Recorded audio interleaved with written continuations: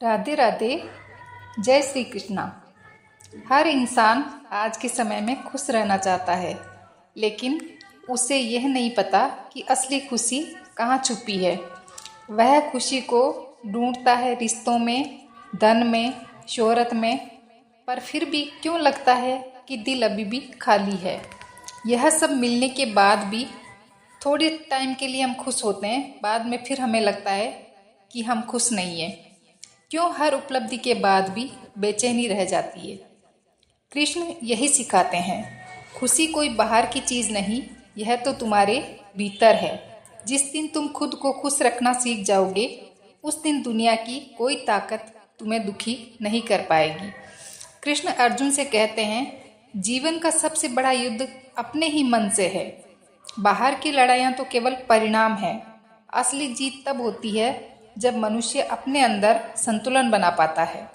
जरा सोचो, जब तुम्हारा मन ही तुम्हारे खिलाफ हो जाए तो फिर संसार में कौन तुम्हें बचा सकता है।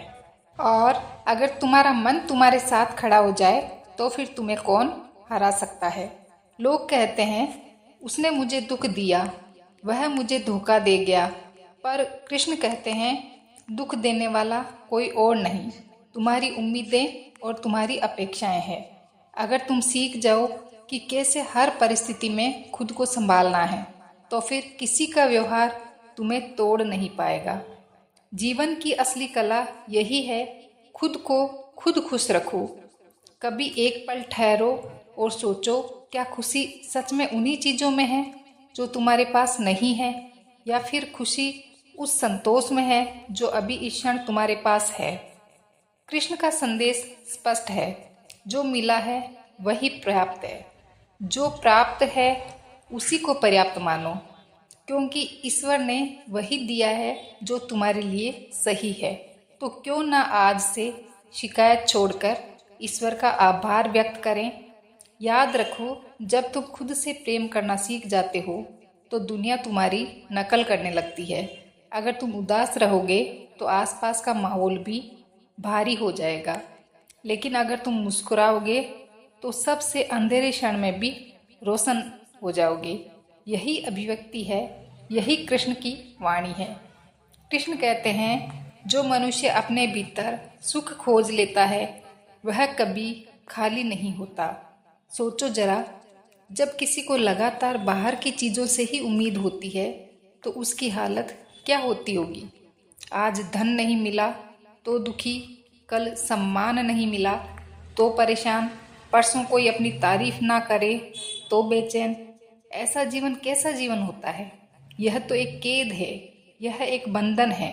पर जिसने यह रहस्य समझ लिया कि असली खजाना भीतर है, वह कभी टूटता नहीं। जीवन की राह हमेशा सीधी और सरल नहीं होती। कभी पहाड़ों जैसी कठिनाइयाँ सामने खड़ी होगी, तो कभी रेगिस्तान जैसी प्यास लगेगी, तो कभी आंधी तूफान जैसा आएगा। लेकिन इन सब के बीच अगर मनुष्य ने यह ठान लिया कि मुझे अपनी शांति नहीं खोनी है, तो फिर पूरी दुनिया हार मान जाएगी। और यह शक्ति केवल ज्ञान से आती है, वही ज्ञान जिसे कृष्ण ने गीता के रूप में दिया था। अर्जुन की तरह हम सब के जीवन में भी ऐसे पल आते हैं जब हम भ्रमित हो जाते हैं, सोचते हैं क्या सही है, क्या गलत है, किस रास्ते पर चलना है। उस समय हमें किसी सहारे की तलाश होती है, पर कृष्ण कहते हैं, असली सहारा तुम्हारे भीतर ही है। तुम्हारा विवेक, तुम्हारी आत्मा, वही तुम्हारा मार्गदर्शक है। जब तुम खुद को सुनना सीख जाओगे तो जीवन की गूंज साफ साफ सुनाई देगी। खुद को खुश रखना मतलब यह नहीं कि हर समस्या से भाग जाना, बल्कि यह सीख लेना कि समस्या चाहे कितनी भी बड़ी क्यों न हो, मन को बिखरने नहीं देना। मुस्कान बनाए रखना, आत्मबल बनाए रखना और विश्वास बनाए रखना, यही असली विजय है। और जब व्यक्ति ऐसा कर लेता है तो दुनिया भी उसकी शक्ति को पहचान लेती है। याद रखो, जो व्यक्ति हर हाल में संतुलित रहता है वही दूसरों को भी शक्ति देता है। अगर तुम खुद भीतर से मजबूत हो तो तुम्हारी उपस्थिति ही दूसरों के लिए आश्रय बन जाएगी। यह वही स्थिति है जिसे कृष्ण प्रज्ञा कहते हैं, यानी ऐसा इंसान जिसे न दुख हिला सके न सुख बहका सके। कृष्ण का यही संदेश कि जीवन की सबसे बड़ी शक्ति आत्मनिर्भरता है।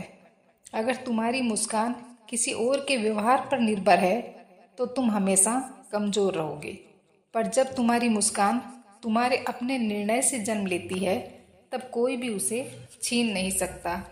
यह स्वतंत्रता ही असली आनंद है।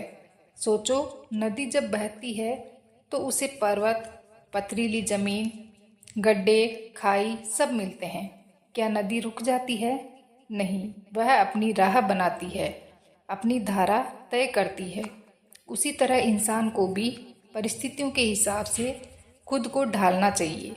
अगर रास्ते कठिन हैं तो उनसे डरकर बैठना नहीं, बल्कि यह तय करना कि मैं अपनी खुशी का रास्ता खुद बनाऊंगा। अक्सर लोग कहते हैं, जब सब कुछ ठीक होगा तब मैं खुश रहूंगा, लेकिन सच्चाई इसके उलट है।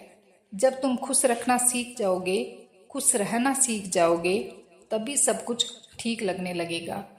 क्योंकि दुनिया वैसी ही दिखती है जैसी तुम्हारी नज़र होती है। अगर तुम्हारी नज़र निराशा से भरी है तो स्वर्ग भी नर्क लगने लगेगा। अगर तुम्हारी नज़र विश्वास से भरी है तो नर्क भी तुम्हें सबक सिखाकर स्वर्ग जैसा अनुभव कराएगा। कृष्ण यह भी सिखाते हैं कि खुशी एक साधना है, इसे रोज चुनना पड़ता है।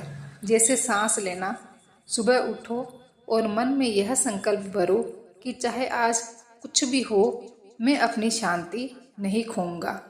यह वचन ही तुम्हें पूरे दिन मजबूती देगा।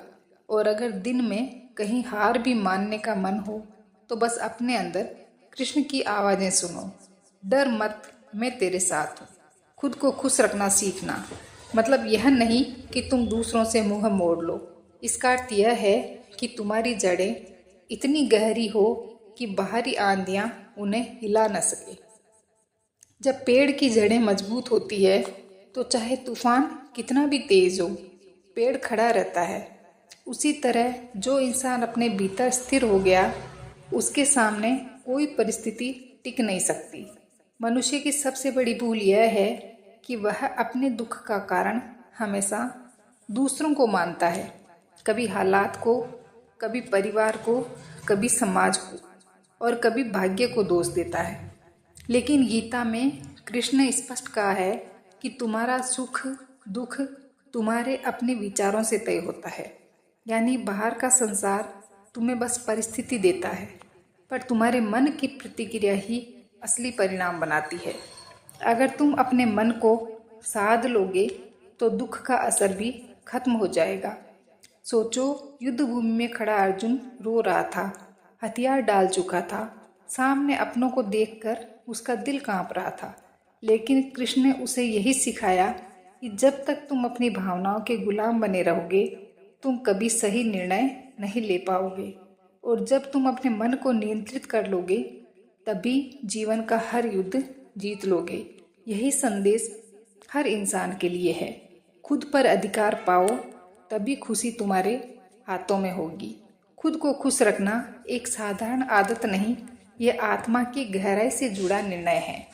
जब इंसान यह ठान लेता है कि मैं अपनी ऊर्जा नकारात्मकता में बर्बाद नहीं करूँगा, तो उसकी आभा ही बदल जाती है।